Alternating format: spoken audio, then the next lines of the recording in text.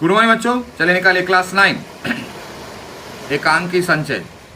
हम लोग देख रहे थे मातृभूमि का मान, और जिसमें हम लोग पाठ का संक्षिप्त परिचय देख रहे थे, और जिसमें हम लोग यहां तक पहुंचे थे कि वीर सिंह अपनी नकली बूंदी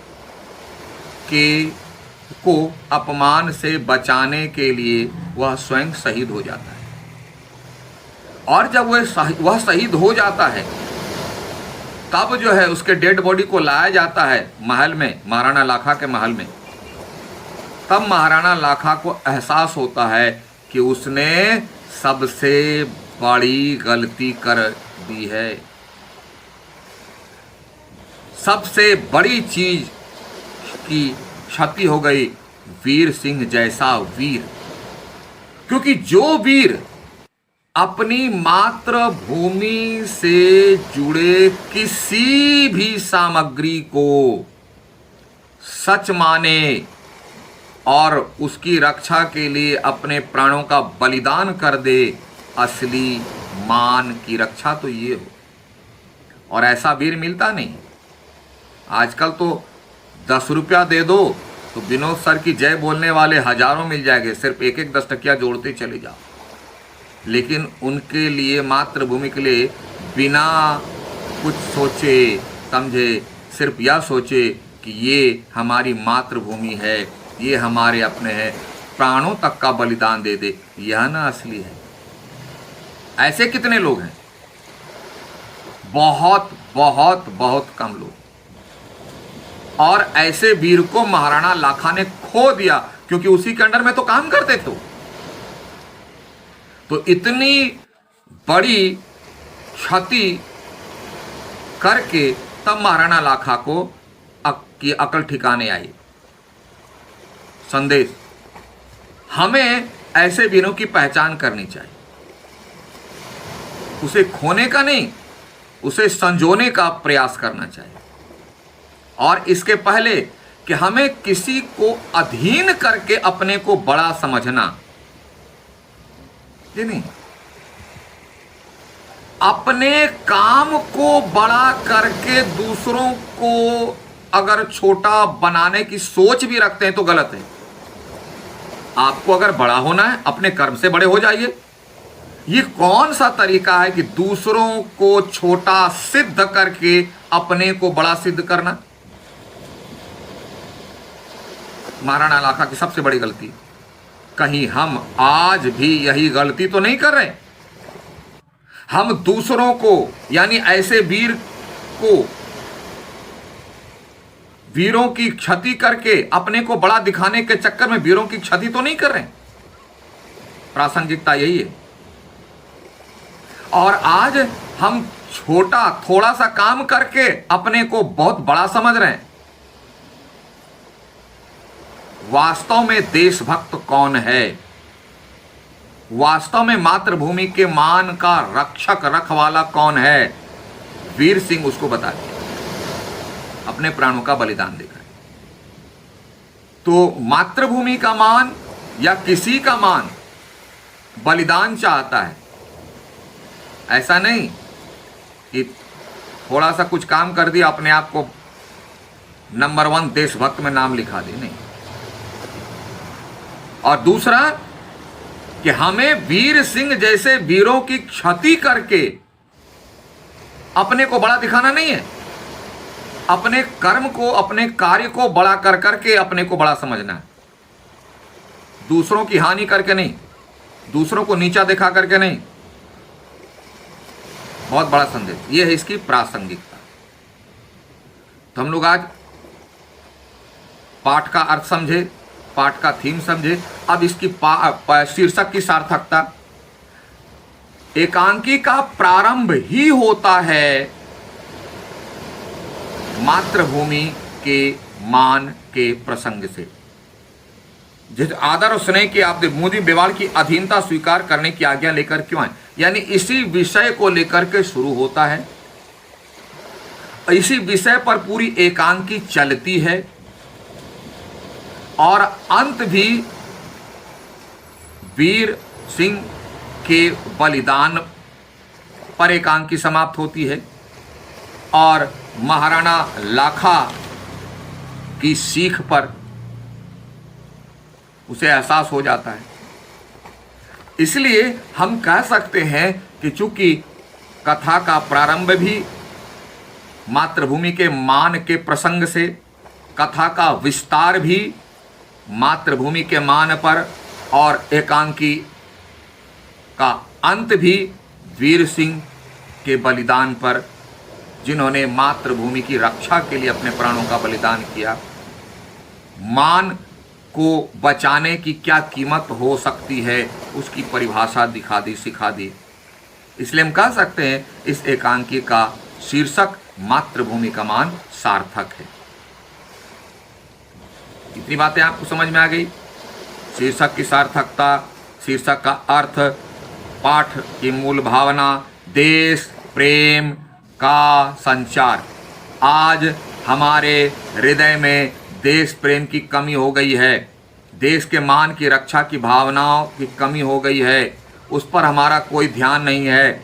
हम छोटा सा कोई काम करके अपने आप को देशभक्त समझते हैं। इसलिए इस चीज़ को समझें कि हमें अभी और बहुत कुछ करना नहीं, बल्कि अपने प्राणों के बलिदान से ही मातृभूमि की रक्षा हो सकती है, ऐसे नहीं। और आज इसकी बहुत कमी है, देश प्रेम की भावना की बहुत बड़ी कमी है। तो इसको बढ़ाना, इसको प्रेरित करना ही इस पाठ का लक्ष्य, पाठ का संदेश। ठीक है, अब आपके जिम्मे रहता है क्या? पाठ के मुख्य पात्रों का परिचय और उसके स्वभाव, यानी परिचय का स्वभाव के दो गुण या अवगुण। तो चलिए इतनी चर्चा कर लेने के बाद हम लोग आगे बढ़ते हैं अब पाठ के आधार पर समझें कि मातृभूमि का मान क्या है। कहानी शुरू होती है, देखिए इसमें कैरेक्टर ज्यादा है। मूल पात्र है वीर सिंह, जो रहने वाला कहाँ का है? बूंदी का। काम कहाँ करता है? मेवाड़ में महाराणा लाखा के अधीन। मूल पात्र, प्रमुख पात्र नंबर 1। उसके बाद नंबर 2 में आता है महाराणा लाखा, क्योंकि उन्हीं से टकराव है। और नंबर 3 पर आते हैं राव हेमू, जो दूसरे बूंदी का शासक है। नंबर 4 पर आता है अभय सिंह, वही दोनों के बीच कोऑर्डिनेट करता है। तो आइए देखें, स्थान प्लेस क्या है? बूंदीगढ़, यानी राव हेमू जहाँ का शासक है। बूंदी के राव हेमू अपने कमरे के मेवाड़ के सेनापति अभय सिंह से बात कर रहे हैं। टॉपिक वहीं शुरू होता है। अभय सिंह कहता है, महाराव, सिसोदिया वंश हाड़ाओं को आदर और स्नेह की दृष्टि से देखता। हाड़ा मतलब बूंदी वाले, सिसोदिया महाराणा लाखा मेवाड़ वाले, राव हेमू। ठीक है, अच्छी बात है कि जब सिसोदिया वंश यानी मेवाड़ के लोग, मेवाड़ के शासक हाड़ाओं को यानी बूंदी के लोगों को, बूंदी के राजाओं को आदर और स्नेह की दृष्टि से देखता है, तो फिर आप बूंदी को मेवाड़ की अधीनता स्वीकार करने की आज्ञा लेकर क्यों आए? जब आप इतना स्नेह करते हैं, आदर देते हैं, सम्मान देते हैं, तो ये अधीनता यानी आपके अंडर में मैं काम करूं, यानी राव हेमू काम करे, बूंदी आ जाए मेवाड़ के अंदर में, ये क्या हो? ये बात दोनों मेल नहीं खाती, क्योंकि आपके मुंह से जुबान निकलती है कुछ और कार्य कुछ है, मनसा कुछ और है। अभय सिंह समझाने का प्रयास करता है, महाराव, हम राजपूतों को छिन्न भिन्न असंगठित शक्ति विदेशियों का किस प्रकार सामना कर सकती है? यानी विदेशी आक्रमण हुआ करते थे मुगलों वगैरह का, तो बोला हम लोग जो अलग अलग लड़ाई करेंगे तो हमारी शक्ति अलग, आपकी शक्ति अलग, और दोनों अलग अलग लड़ेंगे, शक्ति कम होगी, क्षमता कम होगी, और विदेशी आक्रांताओं से हम लोग हार जाएंगे। अगर हम लोग दोनों एक होकर के लड़े तो हम लोग ताकतवर होंगे, विदेशी आक्रांताओं को हरा सकते हैं। इस बात की अत्यंत आवश्यक, यानी इसलिए यह जरूरी है कि हम अपनी शक्ति का केंद्र के अधीन रखें, यानी हम दोनों मिलकर के लड़ें और सामने एक को रखें, लीडर, रिप्रेजेंटेटिव। तो दोनों मिलें लेकिन सामने एक रखें। एक कौन रहेगा? राव हेमू, समझ जाता है। और वह केंद्र है चित्तौड़, यानी मेवाड़। चित्तौड़ मेवाड़ दोनों एक ही है, समझना। यानी हम दोनों मिलकर लड़ेंगे लेकिन आगे लीडरशिप रहेगा चित्तौड़ का। और लीडरशिप होने का मतलब है कि युद्ध में या कहीं भी लीडर जिसको बनाओगे उसकी बातें माननी पड़ेगी, तभी तो, क्योंकि उसके माथे में प्लान है, तभी हम लोग सक्सेस होंगे। और वह अपने प्लान के मुताबिक ऐसा प्लान बनाएगा कि बूंदी मेवाड़ के अंदर आ जाए, अधीन आ जाए, बूंदी हार जाए इसी बहाने, समझ गए।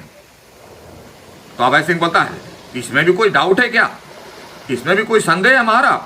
अरे चित्तौड़ का गत गौरव फिर लौटा है। बोला हाँ, गत गौरव मतलब एक बार बूंदी हरा दिया था ना उसको। बोला फिर से वह आ गई है क्षमता, ताकत। अब वो चित्तौड़ नहीं रहा। जो राजवंश पहले मेवाड़ के अधीन थे, अब बहुत पहले की बात, जब ये लोग आपस में मिलजुल कर रहते थे, उससे भी पहले दोनों में मेल मिलाप नहीं था।